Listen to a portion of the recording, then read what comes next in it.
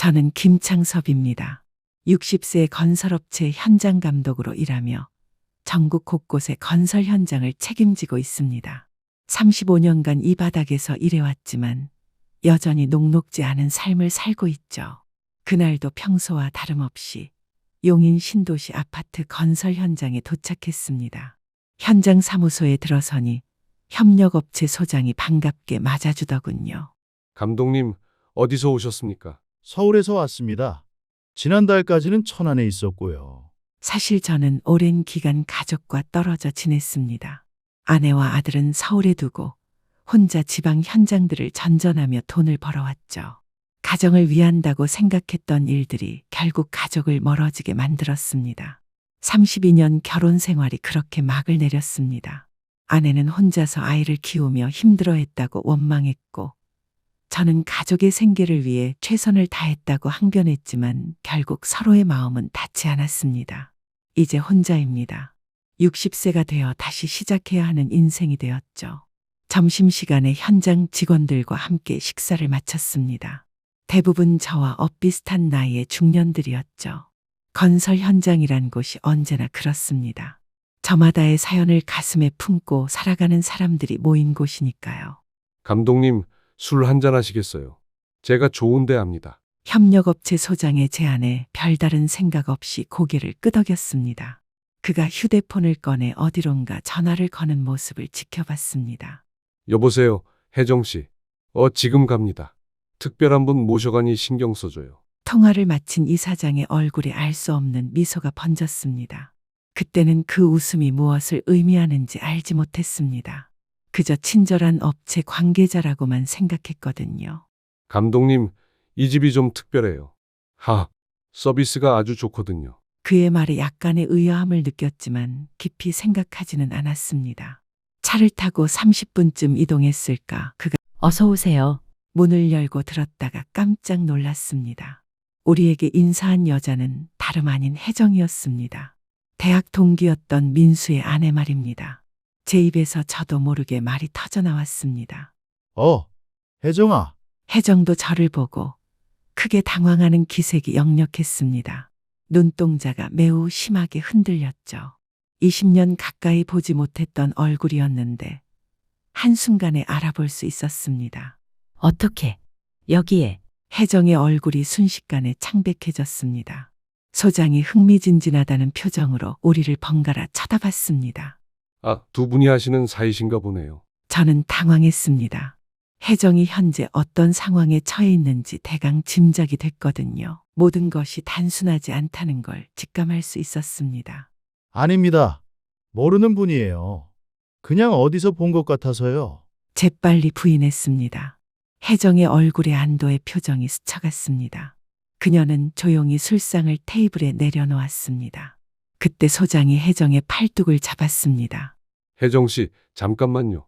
우리 감독님 처음 오신 분이니까 좀 각별히 신경 써주세요. 혜정은 불편해하는 표정을 지었지만 뿌리치지는 못했습니다. 그 장면을 보며 제 가슴이 답답해졌습니다. 민수는 대학 시절 동기였습니다. 하지만 친구라고 부르기에는 석연치 않은 관계였죠. 항상 저를 은근히 깔보고 무시하는 녀석이었습니다. 집안도 좋고 외모도 출중했던 민수는 늘 우월감을 드러내며 저를 대했습니다. 졸업 후에도 가끔 동창회에서 봤지만 만날 때마다 기분이 좋지 않았죠. 혜정이는 우리과 신입생이었습니다. 너무 아름다웠고 모든 학년 남학생들이 좋아했던 마돈나 같은 존재였습니다. 둘은 결혼했죠. 마지막으로 둘을 본 것은 20년 전쯤이었습니다. 민수는 사업을 한다며 자랑스러워했고 혜정은 여전히 아름답고 우아했었습니다. 젊은 시절부터 눈부시게 예뻤던 혜정이를 민수가 차지한 것이 늘 못마땅했던 기억이 납니다. 그런데 지금 혜정의 모습은 그때와는 많이 달랐습니다. 얼굴에는 세월의 흔적과 피로감이 역력했고 화려한 옷차림이지만 어딘가 어색해 보였습니다. 소장님, 저 이분과 잠깐 얘기할 일이 있는데 자리를 좀 비워주실 수 있을까요? 제가 용기를 내어 말했습니다. 소장의 눈이 커졌습니다. 감독님도 성격이 급하시네요. 혼자 즐기시게요. 그는 의미심장하게 웃으며 자리를 떠났습니다. 이 좁은 곳에 저와 혜정만 남았습니다. 잠시 어색한 침묵이 흘렀습니다.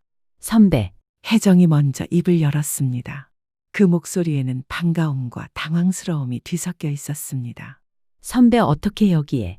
일 때문에 왔어. 현장 감독하고 있거든. 어떻게 된 거야? 민수는 잘 있어? 혜정의 눈에 눈물이 맺혔습니다. 그 사람은 5년 전에 죽었어요. 충격을 받았습니다. 민수가 세상을 떠났다니. 그 거만하고 자신만만했던 놈이 말입니다. 듣고 보니 사업하다 망해서 집안 재산까지 전부 말아먹은 모양입니다. 사업도 힘들었는데 부동산 사기까지 당했어요. 너무 힘들어하다 지병이 악화돼서 그만. 빚만 한가득 남기고 갔어요. 혜정의 목소리가 떨렸습니다. 제 마음이 복잡해졌습니다. 처음에는 식당에서 일했는데 나이가 드니까 힘들더라고요. 그래서 이 일을 시작했어요. 그 이쁜 혜정이가 이런 일을 하고 있다니. 가슴 한편이 아팠습니다. 혜정아, 힘들었겠어? 뭐 어쩔 수 없죠. 살아야 하잖아요. 그런데 선배는 부인분은 잘 계시죠? 나도 3년 전에 이혼했어. 현장 다니느라 가정을 제대로 돌보지 못했나 봐. 두 사람 모두 인생의 무게를 등에 지고 살아가고 있었습니다. 각자의 상처와 고독을 품고 말이죠. 혜정아, 나 당분간 여기 있을 예정이야. 시간 되면 밥이나 한번 먹을까? 혜정이 고개를 들어 저를 바라봤습니다. 그녀의 눈에는 복잡한 감정이 어려 있었습니다. 괜찮을까요? 괜찮아. 우린 같은 거잖아. 민수도 우리가 만나는 걸 반대하지 않을 거야. 그렇게 저희는 연락처를 주고받았습니다. 금요일 저녁 약속을 잡았죠. 그날 밤 저는 오랜만에 누군가를 기다리는 마음을 느꼈습니다.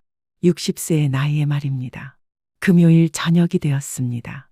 평소보다 일찍 작업을 마치고 숙소로 돌아가 샤워를 했습니다.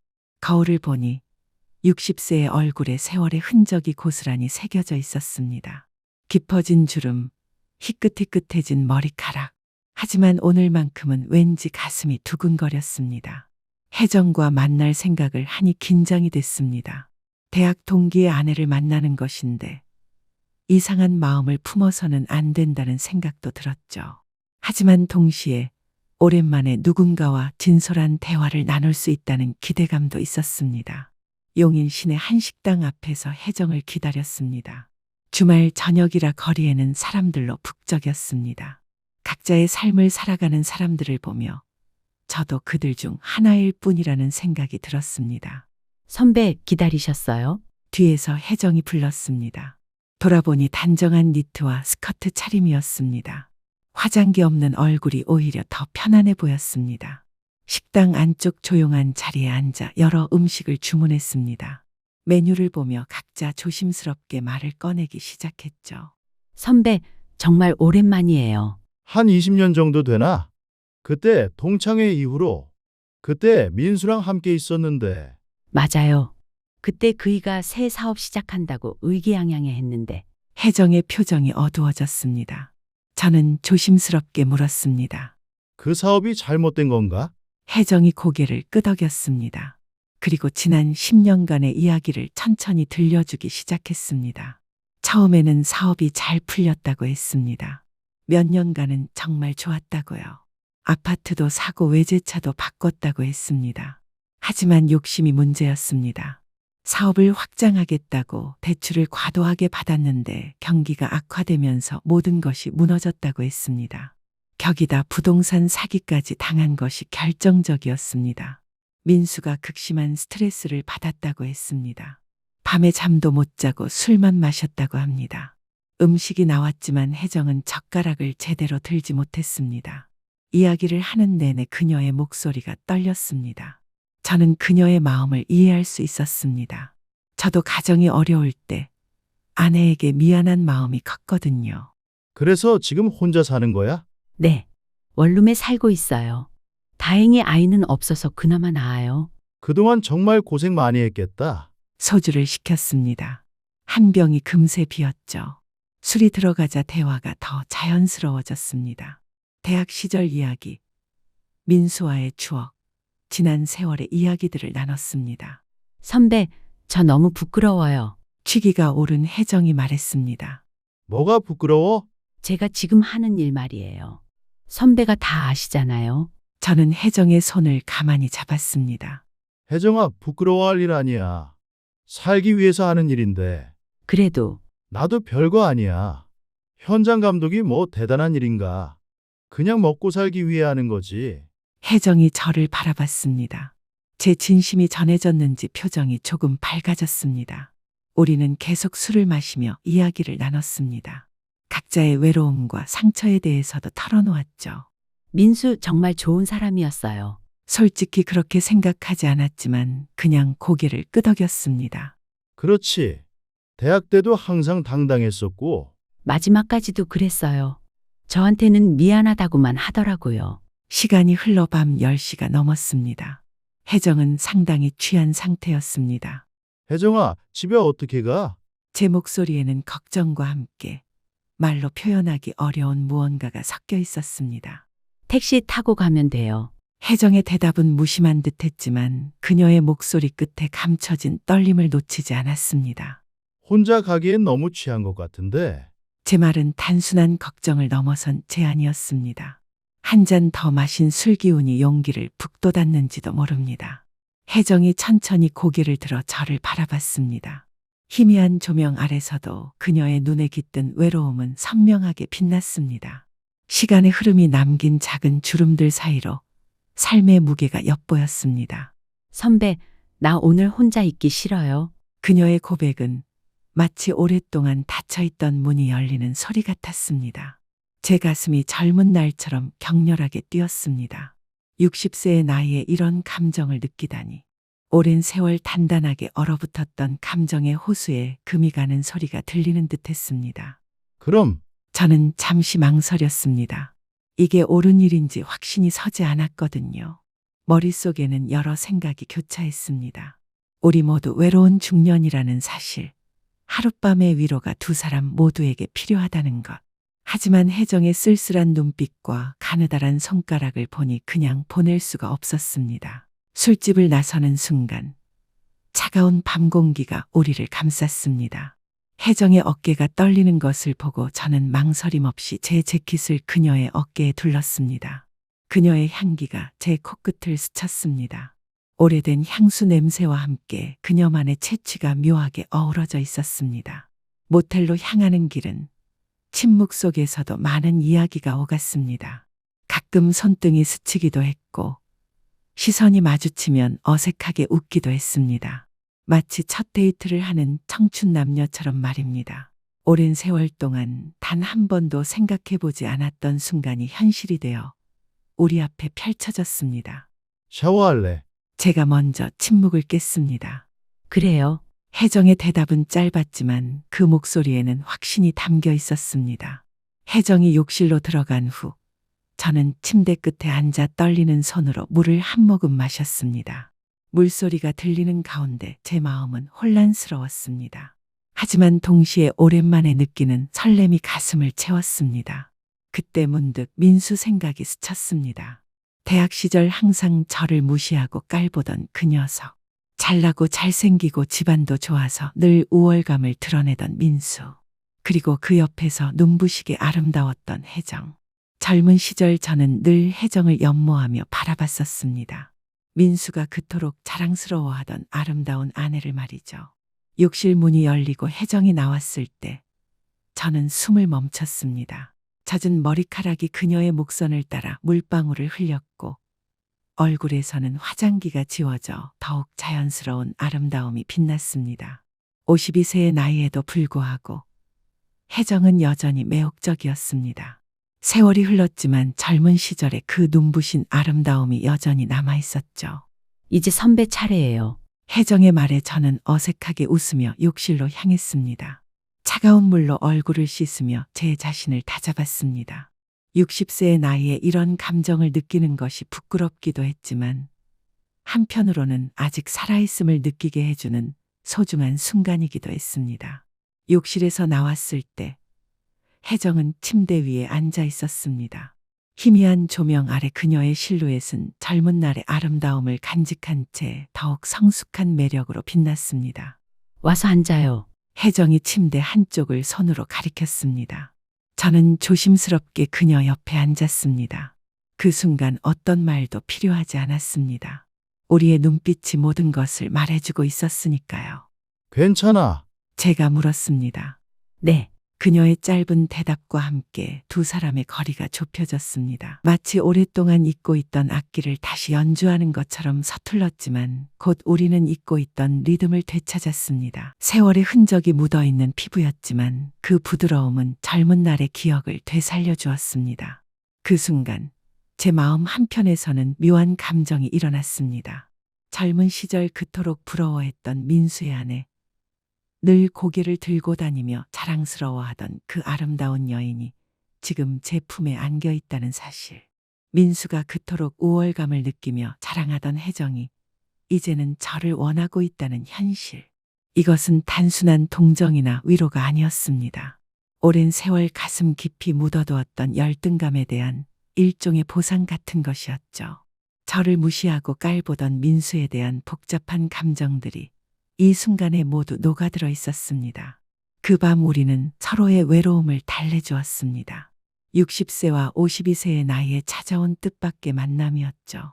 오랜 시간 동안 굳게 닫혀있던 감정의 문이 열리며 우리는 다시 한번 청춘의 열정을 느꼈습니다. 사랑을 나눈 후 우리는 말없이 서로를 바라보았습니다. 그 눈빛 속에는 감사와 위로 그리고 새로운 시작에 대한 기대가 담겨 있었습니다. 오랜만에 누군가의 온기를 느끼며 잠이 들었습니다. 혜정의 머리카락에서 나는 향기와 그녀의 규칙적인 숨소리가 저를 편안하게 해주었습니다. 다음 날 아침 혜정이 먼저 깼습니다. 그녀가 일어나 앉는 소리에 저도 잠에서 깼습니다. 아침 햇살이 커튼 사이로 비집고 들어와 그녀의 맨 어깨를 비추고 있었습니다. 그 모습이 너무 아름다워 저는 잠시 숨을 멈췄습니다. 모텔 근처 24시간 식당에서 아침을 먹었습니다. 평범한 김치찌개였지만 맛있게 느껴졌죠. 사실 저는 혜정과 깊은 관계로 발전할 생각은 없었습니다. 그냥 오랜 동기의 아내를 도와준다는 마음이었죠. 민수에 대한 복수 아니면 같은과 후배에 대한 의리 같은 것이었습니다. 하지만 그 이후로 혜정이 자주 연락을 해왔습니다.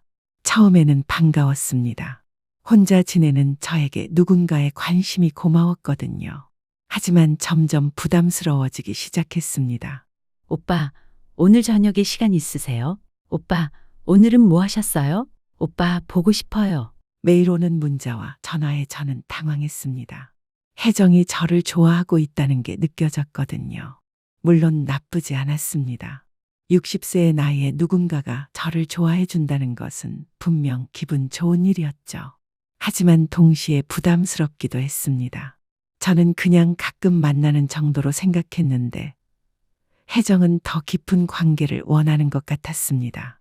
용인에 있는 동안 일주일에 2~3번은 만났습니다. 하지만 저에게는 그냥 외로움을 달래는 정도였습니다. 민수의 아내라는 생각도 있었고 무엇보다 진지한 관계로 발전시킬 마음은 없었거든요. 어느 날 혜정에게 말했습니다. 혜정아, 나 다음 달에 청주로 현장이 바뀌어. 청주요? 언제요? 다음 주 말쯤 떠날 예정이야. 혜정의 얼굴이 순간 어두워졌습니다. 그리고 잠시 후 조심스럽게 물었습니다. 오빠, 저도 따라가면 안 될까요? 예상했던 질문이었습니다. 저는 잠시 망설였습니다. 혜정과 함께 가는 것이 좋을까? 사실 혼자 있는 것보다는 누군가와 함께 있는 게 나았습니다.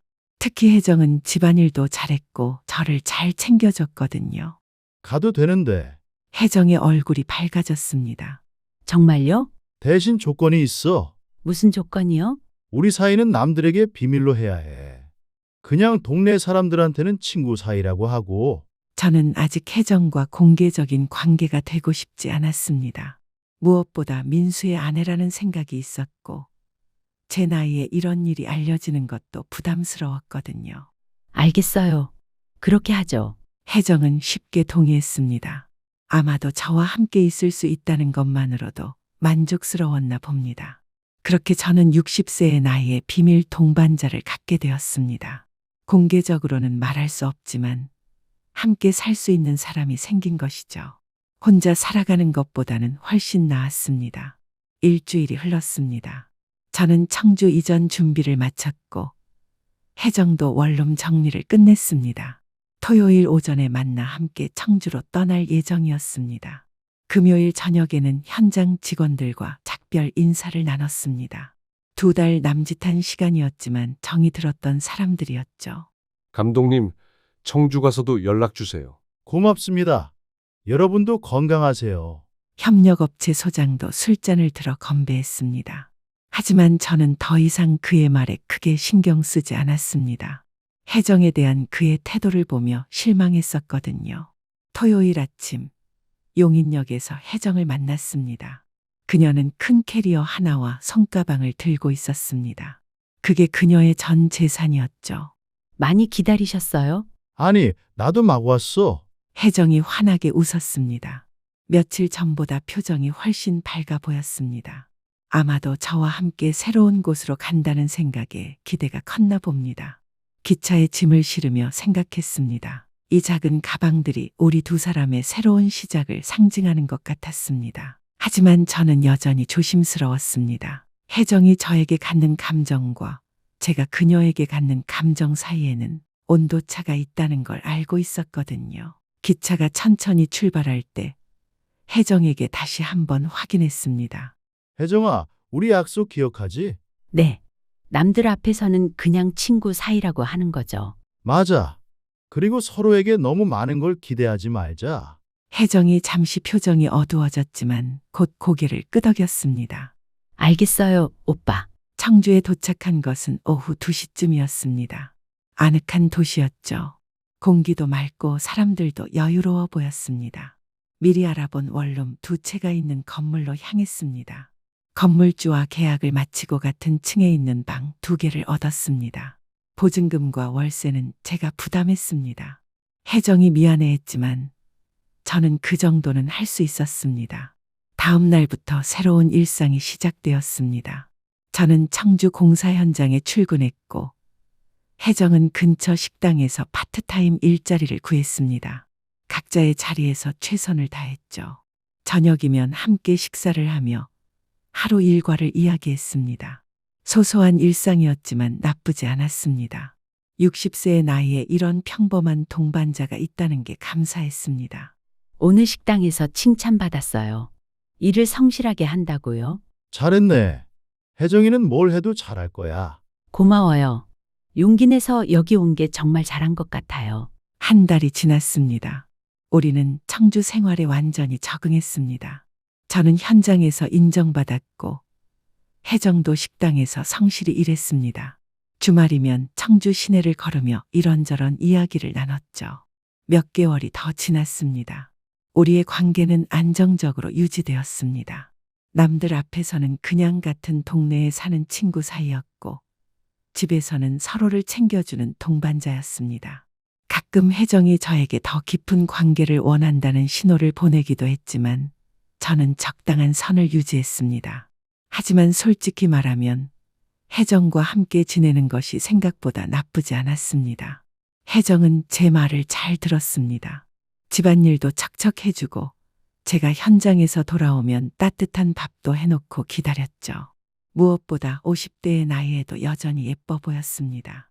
화장을 하지 않은 수수한 모습이 오히려 더 매력적이었어요. 처음에는 부담스럽다고 생각했는데 이제는 혼자 살 때보다 훨씬 편했습니다. 누군가 집에서 기다려주고 함께 식사하고 가끔은 따뜻한 밤을 보낼 수 있는 사람이 있다는 것. 60세 중년 남자에게는 이 정도면 충분했죠. 어느 토요일 저녁 청주 시내 벤치에 앉아 일몰을 바라보고 있었습니다. 붉은 노을이 하늘을 물들이고 있었죠. 혜정아, 네? 우리 정말 잘한 것 같아. 여기 온 것. 저도 그래요. 용인에 있었으면 계속 그런 일 했을 텐데요. 그녀의 말에 고개를 끄덕였습니다. 용인에서 만났을 때의 혜정과 지금의 혜정은 완전히 달랐습니다. 표정도 밝아졌고 자신감도 생겼죠. 오늘도 현장에서 돌아오니 혜정이 저녁을 준비해 놓고 기다리고 있었습니다. 오빠, 오늘 일은 어떠셨어요? 괜찮았어. 혜정이는 오늘 어떻게 지냈어? 저는 식당에서 일하고 집 청소하고 오빠 오기만 기다렸어요. 혜정의 눈빛에서 애정이 느껴졌습니다. 처음에는 부담스러웠지만 이제는 그런 시선도 나쁘지 않았어요. 저를 좋아해주는 사람이 있다는 것, 그것만으로도 위로가 되었거든요. 해가 산 너머로 지고 있었습니다. 붉은 노을이 하늘을 물들였고 시원한 바람이 창문으로 들어왔습니다. 혜정과 저는 창가에 앉아 그 풍경을 바라보고 있었습니다. 고마워, 혜정아. 저도 고마워요, 오빠. 60세의 나이에 찾아온 비밀스러운 동반자. 완벽한 사랑은 아닐지도 모르지만 외로운 중년에게는 충분히 소중한 인연이었습니다. 집안일도 해주고 제 말도 잘 듣고 무엇보다 혼자보다는 함께 있는 게 훨씬 나았으니까요. 혜정이 제 팔에 기대며 속삭였습니다. 오빠, 오늘도 좋은 밤 보내요. 저는 혜정의 어깨를 가볍게 안아주었습니다. 그래, 오늘도 혜정이와 좋은 밤을 보내야겠어. 60세 중년 남자에게는 이 정도의 행복이면 충분하니까. 민수가 그토록 자랑스러워하던 아름다운 아내가 이제는 저를 위해 밥을 짓고 저를 기다리며 저와 함께 사랑을 나눕니다. 젊은 시절 느꼈던 열등감이 이제는 묘한 만족감으로 바뀌었습니다. 지금까지 제 이야기를 들어주셔서 고맙습니다. 좋아요와 구독은 무료이고 영상 밑에 따봉 모양인 좋아요를 눌러주시면 저에게 많은 격려가 됩니다. 좋아요 버튼 부탁드립니다. 고맙습니다.